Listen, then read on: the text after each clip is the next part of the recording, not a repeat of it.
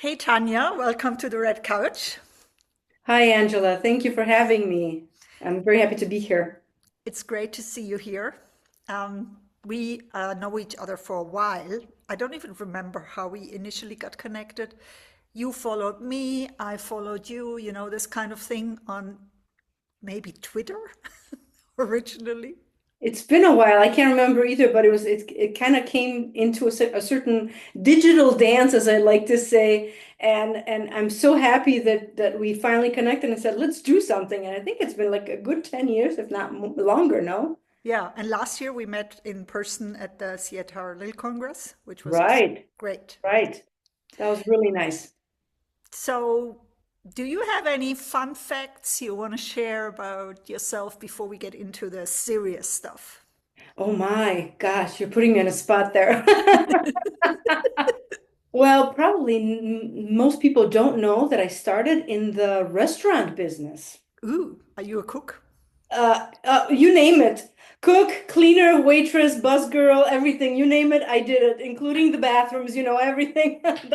The vacuuming and cleaning before and after parties. So probably most people don't know. And I was in the restaurant business or the hospitality business, as you would say, for a good 7, 8 years. But if you go back into my childhood, you can say I was born in a family where my mother has always been the chef Uh-huh. and my father was a professional waiter. So I come from this milieu, and so I don't know.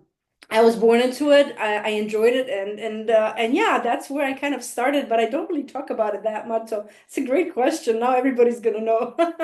Well, I certainly didn't know about it, and I think, it also it explains a lot about you. And so sometimes, when we want to understand more about our higher purpose, we need to go back into our childhood and, really Mhm. think about why our parents brought us into this world and, what type of values they instilled in us in the early days when we, didn't even know that they were already working on us. Yeah, and you said the magic word, work. I came into a family where if you didn't work, there was something wrong with you, it's almost, and so I naturally started, the first thing was just baking cookies and cooking, and then as I grew and when we immigrated from former Yugoslavia to Milwaukee, north of Chicago, to the US, and then I worked for a family restaurant where we had uh, American clientele, but amongst the workers, we spoke Slovenian, Serbian, Polish, Spanish, you name it. So already there was that interculturalness or that duality, present where we worked. And I got my first taste of recruitment actually when I translated between the interviewer, that was either my mom or someone else, and the interviewee, and I would translate. And that's really where I got the first taste of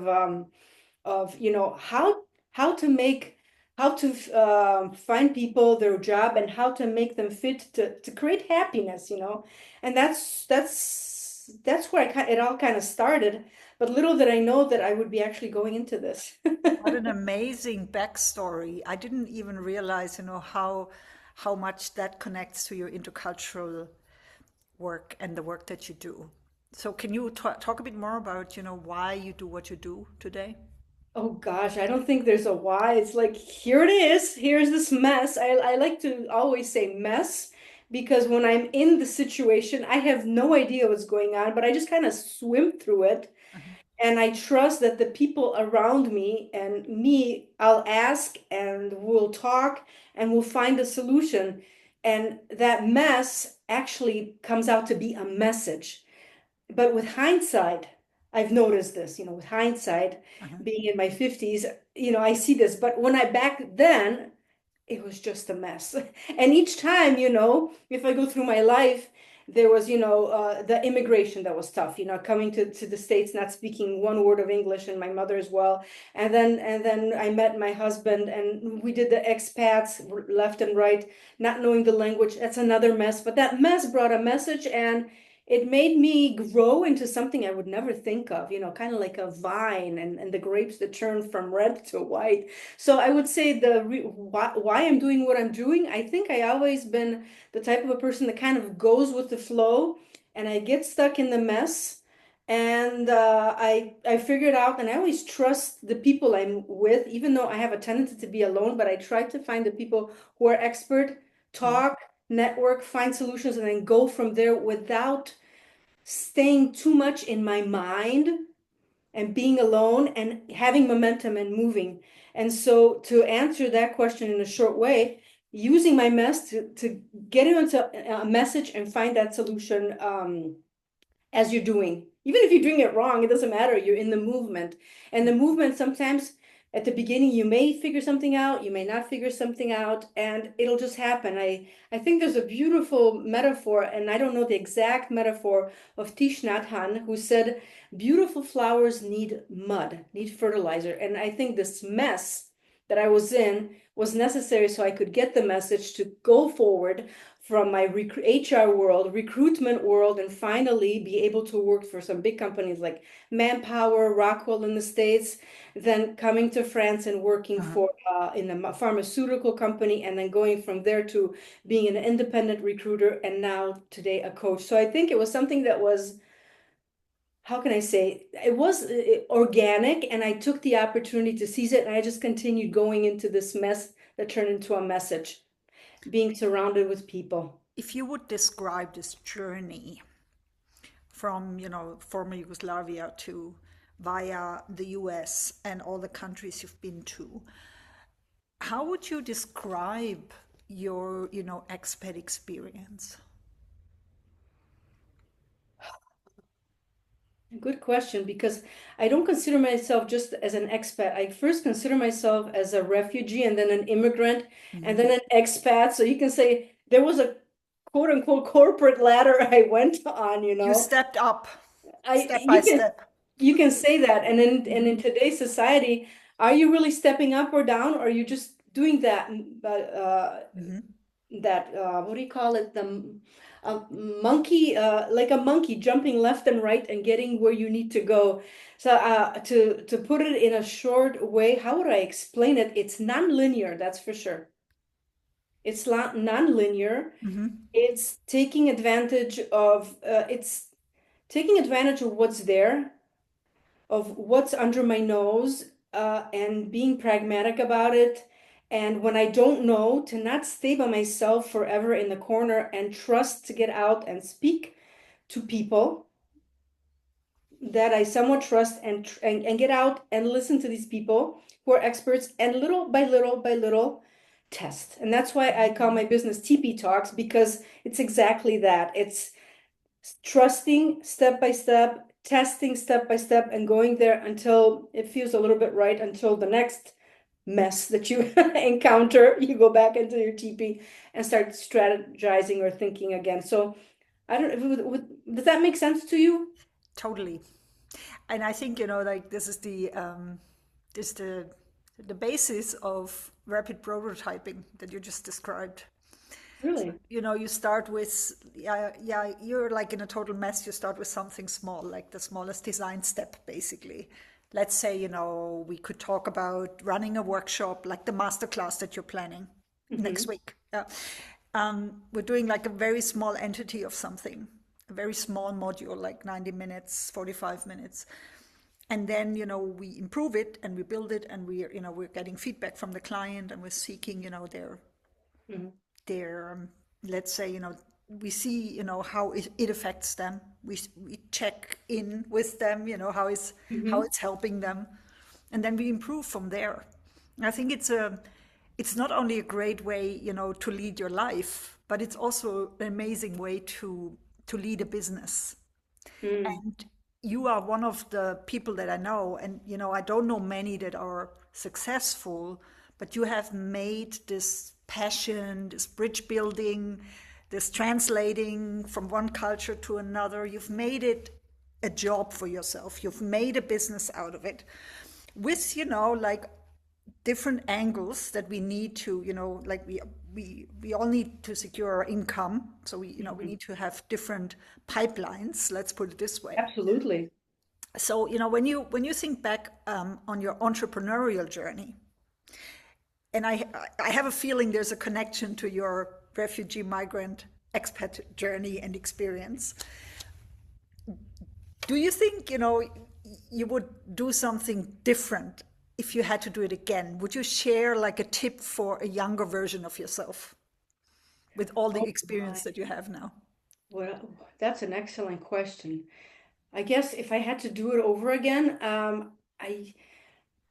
I'm the type of a person that doesn't ask too many questions, I guess. I Uh-huh. just do it. If I had to do it over again, knowing what I know now, the only thing I think I would say is basically don't sit in your corner. Go out there, ask people, and just do it. Don't spend so much time thinking and rethinking and rethinking until you drive yourself insane. And I've done that. I've suffered once an illness where it kept me pretty much in that corner. And I have to say, yes, thanks to that illness that's called burnout that most people have or may not Yeah, have, yeah. it woke me up to the fact of stop being alone. Go to one person, talk to that one person. The fact of talking to that one person, it releases, it helps you process, and it keeps you going. So if I were to tell my young person, I would say, Tanya, talk, go, do. That's what I would say. Action creates clarity. Mm. It's not from me, but I don't remember who said that.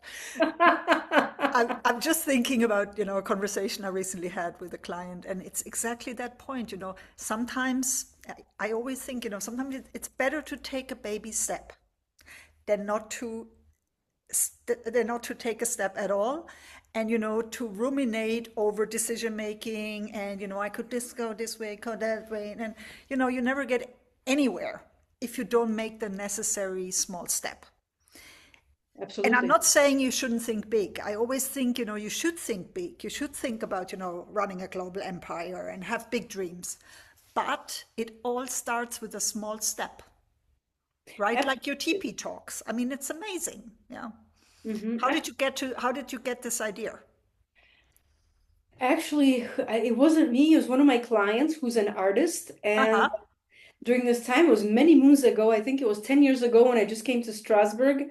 And he called me out of, I don't know, I don't even know where I found him. And he said, I want you to give me English classes. And I usually don't give English classes.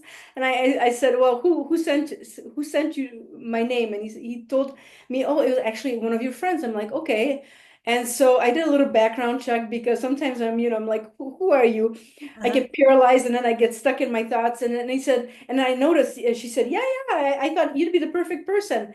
And so we started doing session and he looked at my name, Tanja Podvrsan, Tanja Podvrsan, TP. Oh, like a tent. And he drew it for me. And I kept that drawing and it's the logo that I have today. And it just kind of by repeating it and looking at it, it came out. And it's really thanks to him that this happened. It's one of my clients that saw something that I didn't. So I say thank you, Jack. Hi, Jack. We also should say thank you to Julie because she gave me the idea with the red couch. It Oh, wasn't okay. Thank my you, idea Julie. at all. She was like, "You have this beautiful couch, you should do something about it. It's like, a therapist couch." And I was like, "Oh God, why didn't I even think about it?" It's Uh-huh. so good. Sometimes other people give you the best ideas, right? Absolutely. And I think when that happens, sometimes it clicks, sometimes it doesn't. And those that doesn't, sometimes uh, that's where the magic happens. And when you take that daring step, Yeah, do it because, when you're 200 years old, regret is an awful friend to have, right? yeah, yeah. And I mean, we can waste our time with a lot of things, and we could also use it with creation and doing stuff that we enjoy. Yeah, Yeah, absolutely. yeah. Absolutely. I want to ask you something because I really think you're a good person to ask with all of the experience that you have. When I teach global mobility managers and HR professionals, sometimes they do not have international experience. And I always think it's a little bit of a problem. Yeah, because I feel like if you've never moved to another country, if you've never lived abroad, it's very hard to put yourself into the shoes of somebody undergoing the experience. Mm. It would be a little bit like me giving parenting advice, although I sometimes do. So, what do you think? What do you think global mobility managers and HR managers maybe should learn more about, understand better, or on a deeper level? And do you have any suggestions, like, what kind of material I could share with them for that? Excellent question. And being myself a recruiter and coming from HR, I would always say when you are in that interview and when you start saying, I don't have a good feeling, well, guess what? Stop with that. I don't have a good feeling, and ask, because that's where the bias is being hidden. Oh, yeah. Oh, yeah. And so I really would say, be careful with that feeling. I don't have a feeling. And when you have that, either continue with a behavior question, like if this would be happening, what would you do? And share it with the other with the group of the other hiring responsibles on that project, and decide together what questions you're going to ask to avoid bias, and really make sure that you're looking at the competencies and how that person is solving problems with those competencies that corresponds to the problem that the company is looking for, So I would say stop with the feeling and go with asking behavioral questions that are very specific, especially when someone says, I'm trilingual and I do intercultural communications, which is great. But then ask a question like, imagine we have a conflict in the sales department and we're negotiating between Mexicans and the Japanese, and here the Swiss were right in the middle. How would you, what kind of advice would you give? And that is a lot more interesting. You're not just saying, speak to me a language, or how agile are you, but you're putting a scenario in place and asking the scenario, if this happened, then how would you react? And that is something interesting and tangible and non-discriminatory. You're really looking at hard skills and how that they could solve a problem. So that would be it. Absolutely, great idea. I also use case studies like that with my students in intercultural communication, intercultural management classes. But I think I should use it more in global mobility classes as well. So they also get the sense of, the things that we teach, like, where does your bias start? Where does your bias stop you from building trust? Where maybe is your culture does it get in the way? Right? When you're trying to build trust, but maybe you have a different way of building trust than the person from the other cultural background. Yeah. Absolutely. And we all have blind spots. Oh, yeah. Because we're going into this, I don't have a good feeling about him or her. That's already a blind spot. And to be able to share it with the 2 or 3 people that you're dealing with, be it a hiring manager or the team members or the HR or even the recruiter that's maybe responsible for this mission, talk about it. Everybody should be on the same page, that knows the job description, and you should be able to talk about it and work out and iron out those blind spots. So that way that the candidate experience is good, and that way the employer experience is also positive and gives an excellent image to the company. And often that's forgotten when you're kind of in the heat of things. You're absolutely right. Can I ask another follow-up question on that? Because it's just something that occurred to me. When you are working as a recruiter, or in that context, and somebody has a very strong indirect communication style, and they circle around the topic, do you make a note of that, or do you give any feedback, for example, to the hiring manager, that this is a cultural difference and that maybe they need to distill the information in a different way? Or how do you deal with a circular or indirect communication style?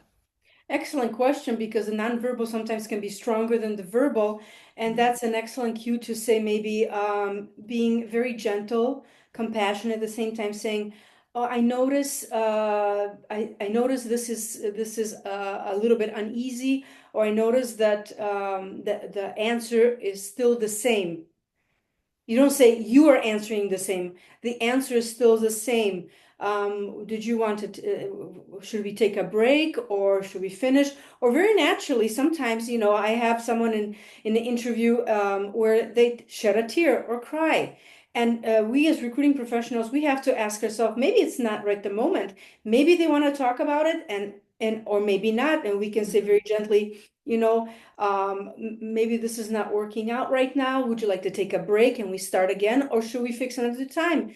Things happen, life happens. So I think we as recruiters and or be it HR or managers or whoever is doing the interview and doing this, humanness happens in an interview. Yeah, Especially someone who's bilingual or is in a new culture, is trying to get a job in a new culture. Emotions get really stronger. And to have that emotional intelligence of saying, how do you feel about that? Should we stop or not? We can take a break and tell them this is not going to affect anything. Maybe we should just take a break and start at another time. And that will alleviate a lot of stress for the candidates as well as you, and just give each other a break and continue. That has happened to me a couple of times, and it's completely okay as long as that communication is calm, is kind, and is said with all good intentions. yeah, yeah. And I'm sure, for you, it's probably a lot easier because you are a natural bridge builder. More difficult for a typical, let's say, French or Swiss hiring manager, Yeah, but where, they have certain expectations in an interview. And now, what I was just thinking about, to lead to the next question is, so, because this comes naturally to you, do you, when you, work across, let's say, you work across cultures, but maybe, you also want to build trust with potential clients. You're on social media, as we said earlier, we met originally on social media. I'm sure you're a bit nerdy as well, otherwise you wouldn't be there. What is your what is your preferred way of building trust in professional relationships, and how do you go about it, Tanja? Oh gosh, I like to sit down, have a nice cup of tea or coffee, and just have a nice chat or a walk. That would be really my preferred ways, simply because I come from a place and time where all of that is done in person. And I may Yeah, sound like a dinosaur to some of you folks watching this, but at the end of the day, people are interested in people, and trust is built that way. So absolutely. I would say person to person. Now, today we have some fabulous tools, shooting out a little digital hello, LinkedIn, Twitter, Instagram. You have like Subtract now and some new ones coming out, super mega interesting. Just be human about it. Just like you would approach a human person, do it digitally as well. Don't be, I mean, we often tend to become very robotic and very, very like SOS code with smoke signals saying hello. Just, let's just be human. Let's be normal about it and just have a chat and start that same way. Because even whether you're not in person and you're writing that, be it email message, SMS, or a DM, that does come across because we humans are naturally wired to be emotional. So you feel how that message is. Is it very robotic, first degree? Is it gentle? Is it kind?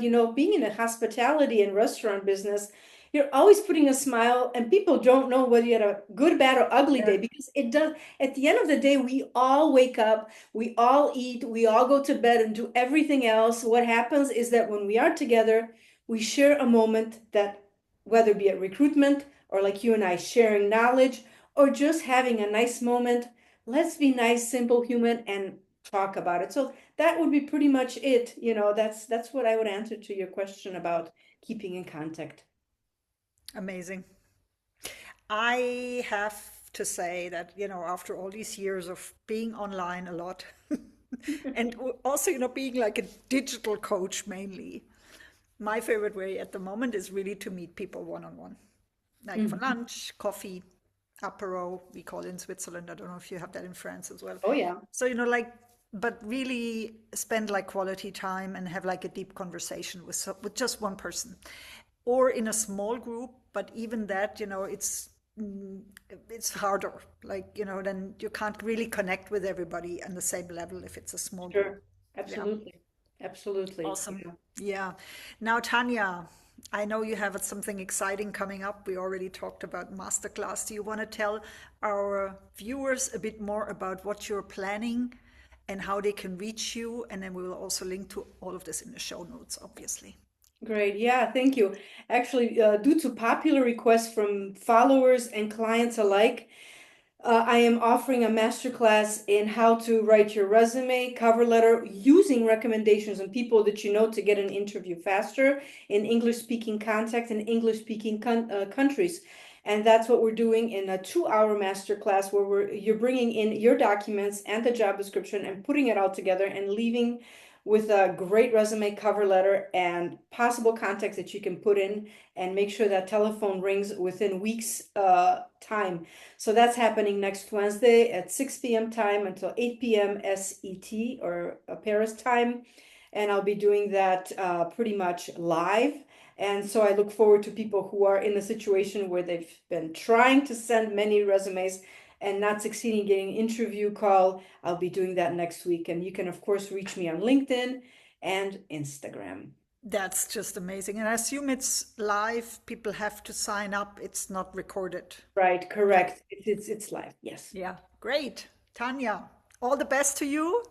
Thank And you, I look Angela. forward to meeting you again in a like one-on-one situation at some stage, maybe Absolutely. Yeah, next yeah. conference. We're just warming up after so many years being online and now reconnecting this way. I think it's wonderful what you Awesome. do and these interviews to bring more insight to people and global nomads and people who are venturing out and looking for jobs internationally. Was great to have you. Thank you so much for being Thank you, here. Angela. Take care. Bye. Bye-bye. Bye-bye.